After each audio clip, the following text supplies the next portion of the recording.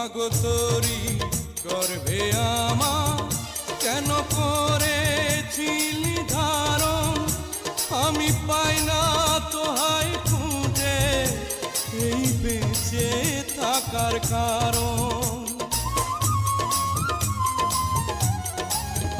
মাগো তোরি গর্ভে আমার কেন করেছিলি ধারণ, আমি পাই না তোহাই খুঁজে এই বেঁচে থাকার কারণ।